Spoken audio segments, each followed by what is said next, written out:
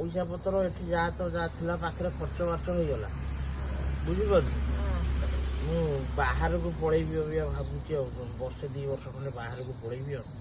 ଓହୋ ବାହାରକୁ ହଁ ଆମେ କେମିତି ରହିବୁ? ତୁ ଏ ବୟସରେ ଆମକୁ ଏଇନା ଛାଡିକି ଯିବୁ ବାହାରକୁ? ଆମର ସାରା କିଏ ହବ?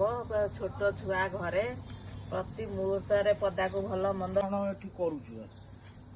ଶୀତ କଲାଣି ମୋ ନିପି ଶୀତ କଲାଇ ଦିନ ଯାକ ତ ଯାହା ଏକର ସେକର କରୁଛୁ ପୁଣି ଏଠି ନିପୁଛୁ ଆସି ରାତିରେ। ଆରେ ସକାଳୁ ବି ଶୀତ ହଉଛି। ଛୁଆଟା କେମିତିଆ କିଲିକିଲି କରୁଛି ଯେ ସକାଳୁ ଉଠିଲେ ତାର ପିଛା ଅଧେ ଟାଇମ ଯାଉଛି। ଆଉ ଅନ୍ୟାନ୍ୟ ଧାନ କାମ ଏଇନାକେ ହବ, ଆଉ ଅଲଗା ଧନ୍ଦା କାମ ତାରି ଭିତରେ କରିଦେଇକି ନିପି ଦେଇ ପଳେଇବି, ତା କତରେ ଶୋଇବି। ଆଉ କଣ ଅଛି କି ମୋର କାମ?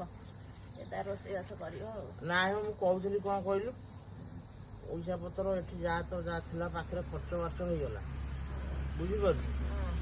ମୁଁ ବାହାରକୁ ପଳେଇବି ଅବିକା ଭାବୁଛି ଆଉ ବର୍ଷେ 2 ବର୍ଷ ଖଣ୍ଡେ ବାହାରକୁ ପଳେଇବି ଆଉ। ଓହୋ ବାହାରକୁ ହଁ ଆମେ କେମିତି ରହିବୁ? ତୁ ଏ ବୟସରେ ଆମକୁ ଏଇନା ଛାଡିକି ଯିବୁ ବାହାରକୁ? ଆମର ସାରା କିଏ ହବ? ଛୋଟ ଛୁଆ ଘରେ ପ୍ରତି ମୁହୂର୍ତ୍ତରେ ପଦାକୁ ଭଲ ମନ୍ଦ କାମ ସୁବିଧା ଅସୁବିଧା ତାକୁ କିଏ ସମ୍ଭାଳିବ? ଏ ଘର ଦ୍ୱାର ଛାଡିକି ଯିବୁ କୋଉଠି ଯାଇକିରି ପଡିବୁ କରିବୁ? ଆମର କଣ ଯେତିକି ଚୁନା ସେତିକି ପିଠା। ଏଇଠି ଟଙ୍କାଟାରେ ଯେତିକି ଟଙ୍କାଟା ହଉ ସେଇଥିରେ ଆଡଜଷ୍ଟ କରିକି ଚଳ। ବାହାର ଦୁନିଆ ବାପା ଦେଖା ନା ମତେ। ତୁ ବାହାଘର ପୂର୍ବରୁ ଅନେକ ଥର କହିଛୁ ମତେ, ମୁଁ ତତେ ରୋକି ରୋକିକି ଆଇଛି। ଆଉ ଏଇନା ଛାଡିବି କିଲୋ ବୋପା? ଆରେ ତୁ ସେ ଛୁଆଟା ଏବେ ବଡ ହବ, ତାର ପୁଣି ଏବେ ପଇସା ପତ୍ର ଦରକାର, ଭବିଷ୍ୟତ ପୁଣି ତାର ଅଛି। ଆରେ ଭବିଷ୍ୟତ କଣ?